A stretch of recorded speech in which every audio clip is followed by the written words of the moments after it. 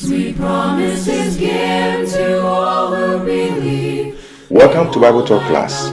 We are more than happy to have you once again. Today we have a special segment and it's entitled, Was Keturah a wife or a concubine of Abraham? Genesis chapter 25 verse 1. But before we start, we'd like to ask you to subscribe to this channel. And it's free of charge. You don't pay anything. It's free. Once you receive a message from us, you can decide to watch or not, or share with friends or not. It is free of charge. You don't pay anything. So we'd like to ask you kindly do that for us. And also like this page. Just click on the like button so that we know that you appreciate what we are doing. And also share with the world, with your church, with your friends, and the world. Thank you very much for being a member of Bible Talk class. Now let's get started. The issue we are addressing is from Genesis chapter 25 verse 1. Let's read. Then again Abraham took a wife, and her name was Keturah. King James Version. Verse 6 of Genesis chapter 25 implies that Keturah was listed among the concubines of Abraham, as 1 Chronicles chapter 1 verses 32 to 33 also notes that Keturah was a concubine of Abraham. Now, the rabbis believed that Abraham married Keturah after Sarah's death. And so that's what the rabbis taught in their time. Some believe, and some rabbis believe, that Abraham had three wives, namely Sarah, Hagar, and Keturah. So they all had same legal rights as wives, these three women. Some also identify Keturah with Hagar. And so when you read Genesis chapter 61 verse 4, this information is there, that Keturah is the same person called Hagar. So now let's address the question, was Keturah a wife or a concubine of Abraham? We look at the literary context, and that was the text itself, the book of Genesis. We want to make some assessment of what the text says.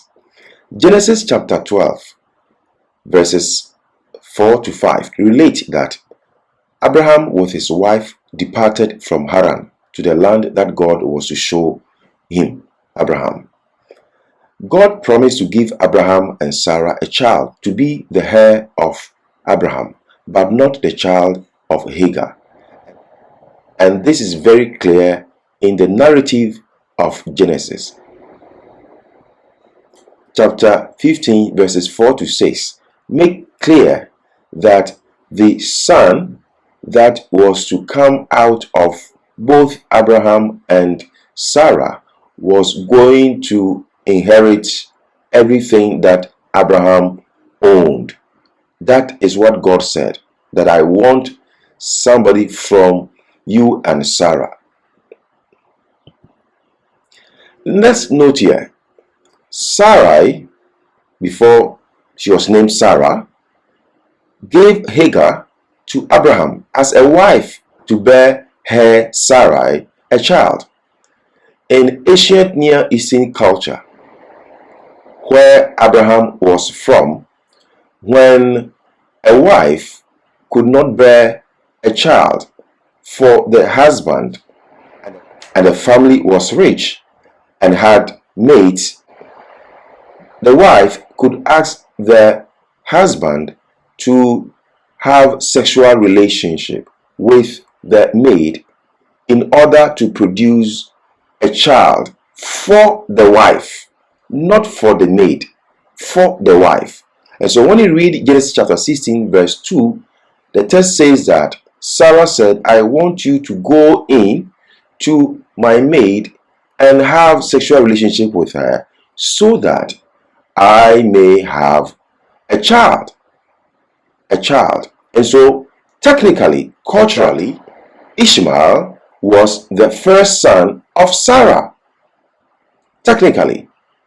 We will see later on that when Abraham died, Isaac and Ishmael buried Abraham because They were the true sons of Sarah and Abraham. There were other children that Abraham had with his concubines. But the text says, Genesis chapter 25 verse 9 says that Abraham, when he died, his sons Ishmael and Isaac buried him. And so that is the point. But because God had said in Genesis chapter 15 verses 4 to 6 that I want a son that will come out of you and Sarah physically to be your heir. And that is why we see Isaac as the true heir of the promise that was given to Abraham.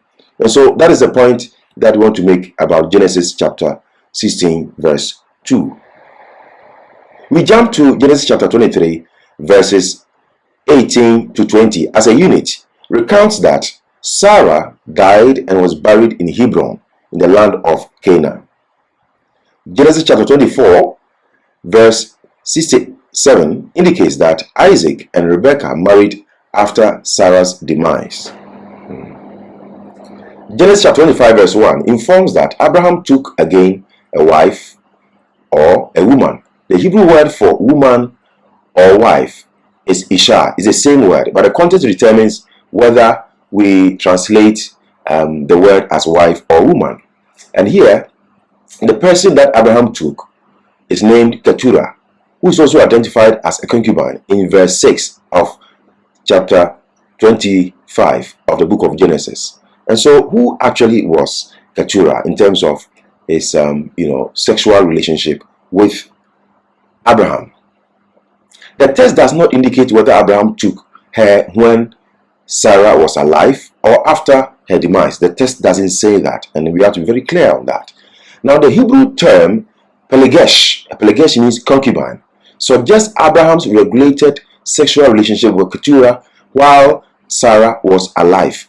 You are a concubine because there's already a wife, and so it is possible to see Keturah being a concubine when Sarah was alive, because when you have a wife, then you can have a concubine for some reasons. And so that is the point we want to stress here. So we are saying that when Sarah was alive, Abraham had Keturah as a concubine according to verse 6. If this is correct, if this interpretation is correct, then the Hebrew word Isha in Genesis chapter 25 verse 1 can be translated as a wife with a sole purpose of bearing children for Abraham. Hence, a concubine wife in view of chapter 25 verse 6. So Keturah can be seen as a concubine wife in view of chapter 25 verse 6. Now, wife or concubine. The purpose of Genesis chapter 25 is to establish or repeat the fact that Isaac was the only son of the blessing, whose line would finally experience the divine promise of land and offspring realized after Abraham's demise. When you read chapter 25, verses 5 to 7, the idea is that Abraham was about to die and that had to dish out everything that he had. Now he has to dish out to all his offspring, all his children, and who was the right heir of the promise. And this is what chapter 25 is intended to address as Abraham departs, and we see who has to carry on the promise of the land and also the offspring. It's important to know that because we have Ishmael, we have Isaac, and we have the sons of Keturah. Verse 5 indicates that Abraham gave all that he had to Isaac. This is where the point is, all that. And verse 6 of the same chapter states that Abraham gave gifts to the sons of his concubines, meaning that the rest were not considered as the heir of Abraham. It's important to know this. So that is the purpose of this chapter. And when you read 1 Chronicles chapter 1, verse 32 to 33, we see that Keturah is described as a concubine, not a wife. Now, it is important to appreciate this. According to Genesis chapter 30, verses 4 and 9, Rachel and Leah gave their mates, namely Bilhah and Zilpah, respectively, to Jacob as wives in order to have children. This is what the text says. They gave to Jacob as wives. The word as wife is there. So they're going to function as wife temporarily to bear children. Only that.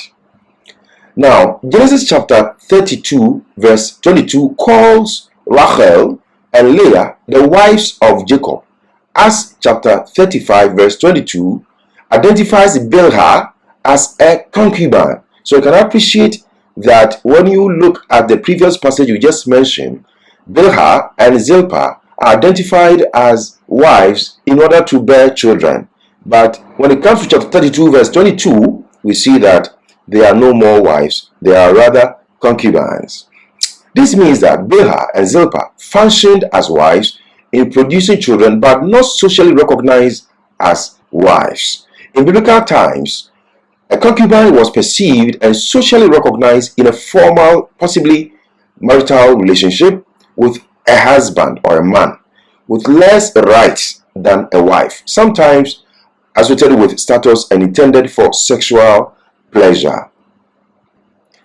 Like Bilhah and Zilpah, Keturah functioned as a wife temporarily in providing children for Abraham, but did not have permanent right as a wife as Sarah had. Hence, a concubine. And that is a point we want to stress. Wives in the Genesis narrative appear to engage their husbands and are assertive. You look at Eve, you look at Sarah, you look at Leah and Rachel. They engage their husbands, they dialogue, they advise, they give directions that this is what you have to do, my husband, and the husbands followed. But you don't see the concubines doing anything. They have to be submissive, and they are only needed when the husband calls or when the wife asks the husband to go to them to have sexual relationship with them. In a word, only Sarah was Abraham's wife, whose son was qualified to carry on the covenantal promise of being blessed with the land and growth of descendants as established between God and Abraham. And so Isaac was the only true son because of the covenant that God made with Abraham. So we see that after the demise of Abraham, God renewed the promise he made to Abraham concerning the land and offspring with Isaac, not Ishmael, not the sons of Keturah. Even though Ishmael technically was the first son of Sarah, yet God fulfilled his promise that because I said I will continue to establish my covenant with the son that will come out of you and Sarah, God used Isaac. That is why in this context we see that Keturah should be seen as a concubine, not as a wife having the same right as Sarah. I hope we have understood this presentation. Thank you very much for staying with us. We will come away with another interesting episode. Stay tuned. Have a nice day. Hold fast till I come, the danger is great. Sleep not as do others, be watchful.